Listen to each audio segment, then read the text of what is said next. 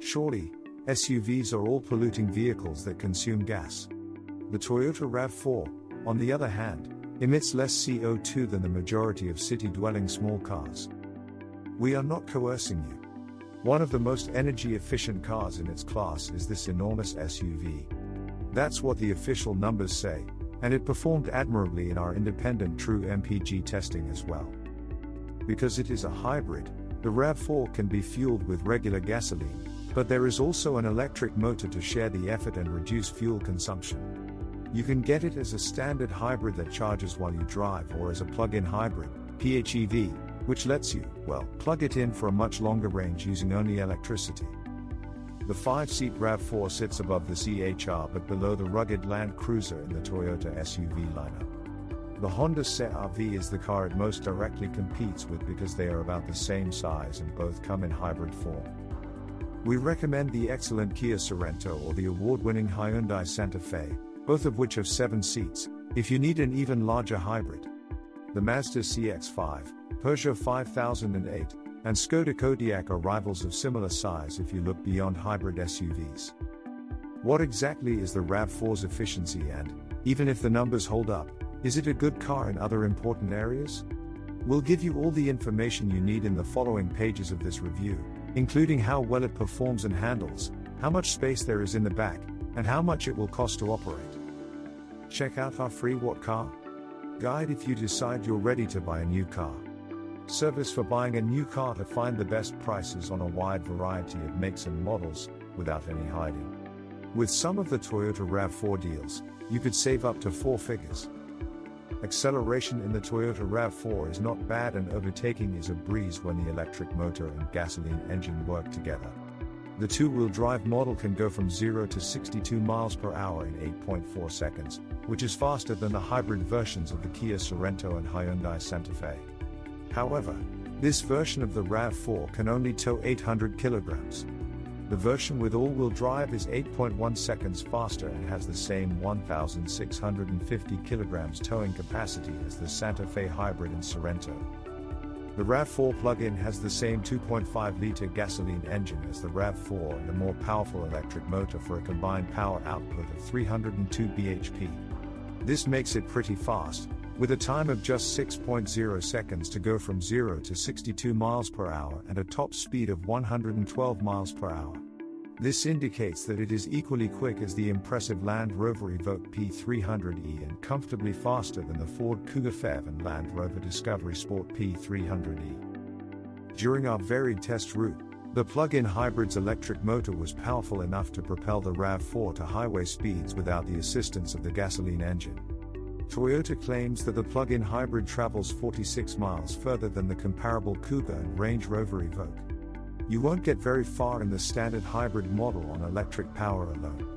You won't be able to go more than a few hundred yards with its electric vehicle, EV, mode selected before the 2.5-liter gasoline engine takes over. In terms of head and leg room, the Toyota RAV4 accommodates drivers of all shapes and sizes. Unless you upgrade to the more expensive Excel trim, which does not come with plug-in power, you can only adjust the seats manually. This trim has full electric seats with a memory recall function. Power adjustment is available for the sports seats in the dynamic and adventure trims, but there is no memory function. Even though the Honda CR-V comes standard with adjustable lumbar support, you can't add this feature to lower-tier models with electric seats to help support your back on longer drives.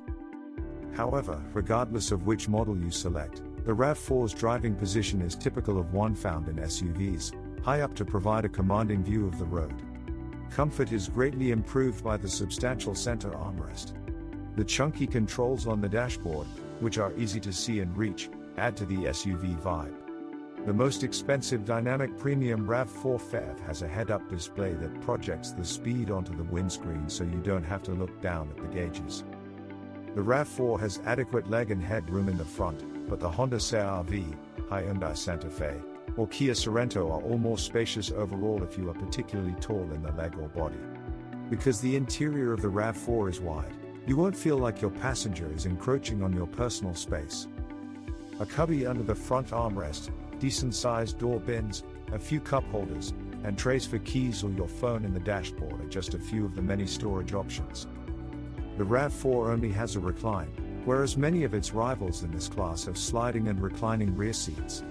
In addition, they split 60-40, which doesn't give them much flexibility when it comes to seating passengers and carrying heavier or longer loads.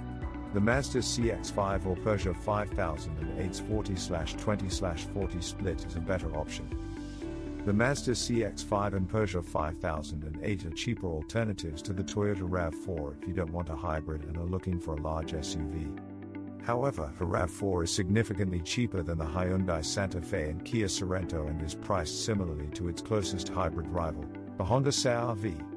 The PHEV version is only available in higher trim levels, so its price is significantly higher than that of the excellent Ford Kuga PHEV or the comparable Citroën C5 Aircross Hybrid. In point of fact, its price is comparable to that of the high-end Range Rover Evoque 300e, which is generally considered to be a better vehicle. However, company car drivers may find the RAV4 appealing. Because the hybrid emits less carbon dioxide than the Honda CR-V and Mazda CX-5 do, your company car tax payments will be lower. The PHEV's electric range and low CO2 emissions place it in a lower tax bracket than the Kuga, but its list price doesn't make it a significantly cheaper company car. The two-wheel drive RAV4 hybrid got 49 miles per gallon overall and an incredible 91.9 miles per gallon in the city. This SUV's efficiency surpasses that of most rivals with conventionally powered engines. You probably won't get as close to the PHEV's claimed 282 miles per gallon, but if you keep the battery charged and mostly take shorter trips, you might not need to fill up as often. With careful driving, you can expect up to 50 miles per gallon when the battery dies. If you plug the PHEV into a home wallbox charger, you can get a full charge in 2.5 hours because its maximum charging speed is 6.6 kilowatts, which is faster than the mechanically similar Suzuki Across.